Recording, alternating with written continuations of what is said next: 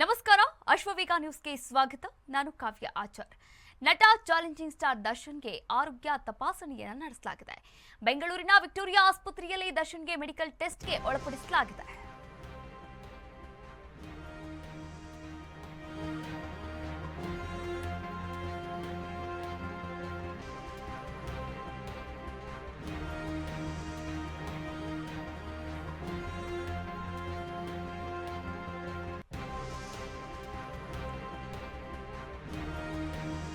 ನಟ ದರ್ಶನ್ಗೆ ಆರೋಗ್ಯ ತಪಾಸಣೆಗೆ ಒಳಪಡಿಸಲಾಗಿದೆ.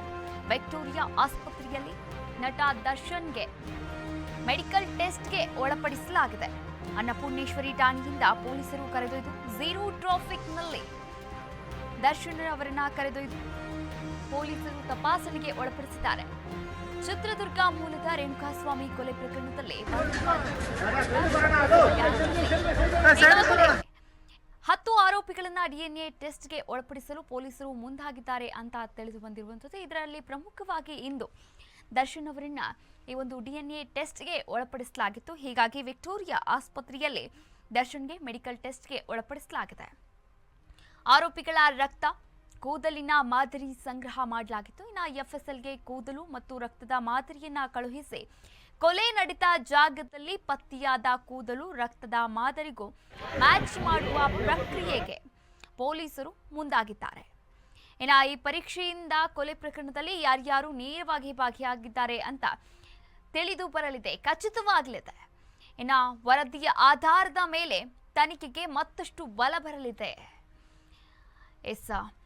ಇನ್ನು ದರ್ಶನ್ ಅವರನ್ನ ನೀವು ಕೂಡ ಸಾಕಷ್ಟು ದಿನಗಳಿಂದ ದರ್ಶನ್ ಅವರ ಈ ಒಂದು ಪ್ರಕರಣ ಯಾವ ರೀತಿಯಲ್ಲಿ ಸಾಗ್ತಾ ಇದೆ ನೀವು ಕೂಡ ಗಮನಿಸ್ತಾ ಇರಬಹುದು. ಇನ್ನು ದೃಶ್ಯಾವಳಿಗಳಲ್ಲಿ ಗಮನಿಸ್ತಾ ಇರೋ ಹಾಗೆ ವಿಕ್ಟೋರಿಯಾ ಆಸ್ಪತ್ರೆಗೆ ಝೀರೋ ಟ್ರಾಫಿಕ್ನಲ್ಲಿ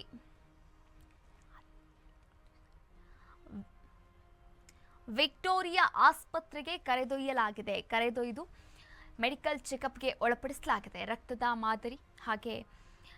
ರಕ್ತದ ಮಾದರಿ, ಕೂದಲಿನ ಮಾದರಿಯನ್ನ ಸಂಗ್ರಹ ಮಾಡಲಾಗಿತ್ತು. ಆ ಒಂದು ಕಾರ್ ಶೆಡ್ನಲ್ಲಿ ಏನೆಲ್ಲ ಮಾಹಿತಿಗಳನ್ನು ಸಂಗ್ರಹ ಮಾಡಲಾಗಿತ್ತು, ಕೆಲವೊಂದು ರಕ್ತದ ಮಾದರಿಗಳನ್ನ ಸಂಗ್ರಹ ಮಾಡಲಾಗಿತ್ತು, ಹಾಗೆ ಕೂದಲಿನ ಸ್ಯಾಂಪಲ್ಗಳನ್ನು ಕೂಡ ಸಂಗ್ರಹ ಮಾಡಲಾಗಿತ್ತು. ಈ ಒಂದು ಅಲ್ಲಿ ದೊರೆತಂತಹ ಕೂದಲು ಹಾಗೆ ರಕ್ತದ ಮಾದರಿಯನ್ನ ಎಫ್ಎಸ್ಎಲ್ಗೆ ಕೂಡ ಕಳುಹಿಸಲಾಗಿತ್ತು. ಹೀಗಾಗಿ ದರ್ಶನ್ ಅವರು ಅಲ್ಲಿ ಆ ಒಂದು ಜಾಗದಲ್ಲಿ ಇದ್ರಾ ಇಲ್ವಾ, ಬಲವಾದ ಒಂದು ಸತ್ಯಾಸತ್ಯತೆ ಈ ಒಂದು ಎಫ್ಎಸ್ಎಲ್ ವರದಿಯಿಂದ ಹೊರಬರಲಿದೆ. ಆರೋಪಿಗಳ ರಕ್ತ, ಕೂದಲಿನ ಮಾದರಿ ಸಂಗ್ರಹ ಮಾಡಲಾಗಿದೆ.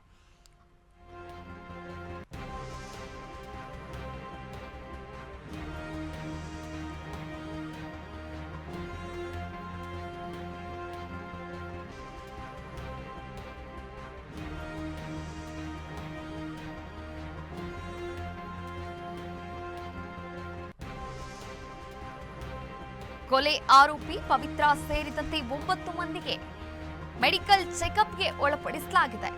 ವಿಕ್ಟೋರಿಯಾ ಆಸ್ಪತ್ರೆಯ ಎಮರ್ಜೆನ್ಸಿ ವಾರ್ಡ್ನಲ್ಲಿ ಪರೀಕ್ಷೆಗೆ ತಯಾರಿಯನ್ನ ಮಾಡಿಕೊಳ್ಳಲಾಗಿತ್ತು. ಇನ್ನು ನಿನ್ನೆ ಅಷ್ಟೇ ಲೋ ಬಿಪಿಯಿಂದ ಪವಿತ್ರ ಗೌಡ ಅಸ್ವಸ್ಥಗೊಂಡಿದ್ರು. ಈ ಹಿನ್ನೆಲೆಯಲ್ಲಿ ಆರೋಪಿ ಪವಿತ್ರ ಗೌಡಗೆ ಪ್ರತ್ಯೇಕವಾಗಿ ತಪಾಸಣೆಯನ್ನ ನಡೆಸಲಾಗಿದೆ.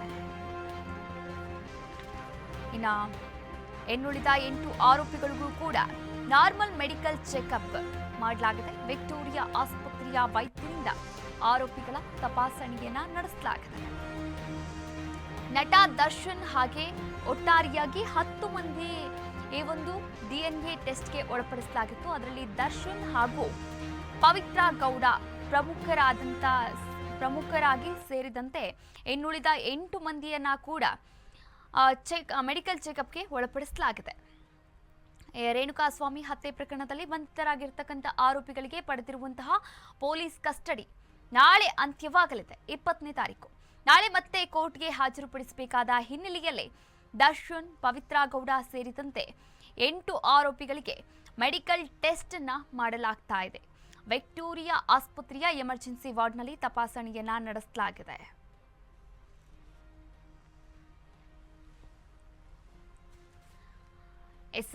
ಈ ಸಂಬಂಧಪಟ್ಟ ಹಾಗೆ ನಮ್ಮ ಪ್ರತಿನಿಧಿ ವಿವೇಕ್ ಡೆಸ್ಕ್ ಲೈವ್ ಇಂದ ಜಾಯಿನ್ ಆಗ್ತಾ ಇದ್ದಾರೆ.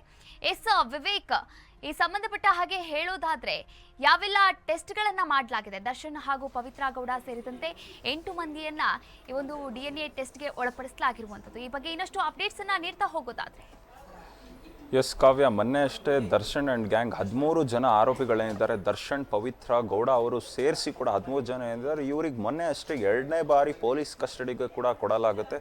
ಈ ನಿಟ್ಟಿನಲ್ಲಿ ನಾಳೆ ಪೊಲೀಸ್ ಕಸ್ಟಡಿ ಅಂತ್ಯ ಆಗುವ ಕಾರಣದಿಂದಾಗಿ ನಾಳೆ ಮತ್ತೆ ಅವರಿಗೆ ನ್ಯಾಯಾಂಗಕ್ಕೆ ಕೂಡ ಒಪ್ಪಿಸ್ಬೇಕಾಗಿರುತ್ತೆ. ಅಲ್ಲಿ ಹೋಗಿ ಅಲ್ಲಿ ಯಾವ ರೀತಿ ಪ್ರೊಸೀಡಿಂಗ್ಸ್ ನಡೆಯುತ್ತೆ ಅಂತ ಕೂಡ ಕಾದು ನೋಡಬೇಕಾಗಿರುತ್ತೆ. ಆ ನಿಟ್ಟಿನಲ್ಲಿ ನ್ಯಾಯಾಂಗಕ್ಕೆ ಒಪ್ಪಿಸೋ 24 ಅವರ್ಸ್ ಮುಂಚೆ ಏನಿದೆ ಅವರಿಗೆ ಆರೋಗ್ಯ ತಪಾಸಣೆಯನ್ನು ಕೂಡ ನಡೆಸಲಾಗುತ್ತೆ. ಇವತ್ತು ದರ್ಶನ್ ಅವ್ರಿಗೂ ಸಹ ವಿಕ್ಟೋರಿಯಾ ಹಾಸ್ಪಿಟ್ಲಿಗೆ ಕರೆದೊಯ್ದು ಅಲ್ಲೂ ಕೂಡ ಆರೋಗ್ಯ ತಪಾಸಣೆಯನ್ನು ನಡೆಸಿದ್ರು.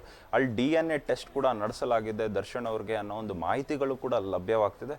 ಮತ್ತು ಇನ್ನೊಂದು ಕಡೆ ನೋಡೋದಾದರೆ ಪವಿತ್ರ ಗೌಡ ಸೇರಿ 9 ಜನ, ಇವರಿಗೆ ಮೊದಲು ಸ್ಟಾರ್ಟಿಂಗಲ್ಲಿ ಇವ್ರನ್ನ ಕರ್ಕೊಂಡು ಹೋಗಿದ್ರು. 9 ಜನ ಸೇರಿಸಿ ಪವಿತ್ರ ಗೌಡ ಅವರನ್ನು ಸೇರಿಸಿ 9 ಜನಕ್ಕೆ ಕರ್ಕೊಂಡು ಹೋಗಿದ್ರು. ಪವಿತ್ರ ಗೌಡ ಅವರಿಗೆ ಎಮರ್ಜೆನ್ಸಿ ವಾರ್ಡ್ನಲ್ಲಿ ಚೆಕಪ್ ನಡೆಸಿದ್ರು.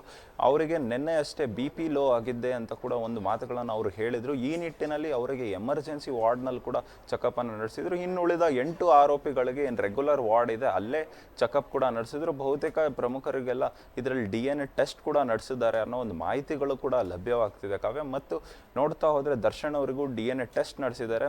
ಇನ್ನು ನಾಳೆ ಕಾದು ನೋಡಬೇಕಾಗಿದೆ. ನಾಳೆ ಇವರು ಇಷ್ಟು ಜನ 13 ಆರೋಪಿಗಳೇನಿದ್ದಾರೆ, ದರ್ಶನ್ ಮತ್ತು ಪವಿತ್ರ ಗೌಡ ಸೇರಿಸಿ ಇವರಿಗೆಲ್ಲರಿಗೂ ಸಹ ನ್ಯಾಯಾಂಗಕ್ಕೆ ಕರ್ಕೊಂಡು ಹೋಗುತ್ತೆ.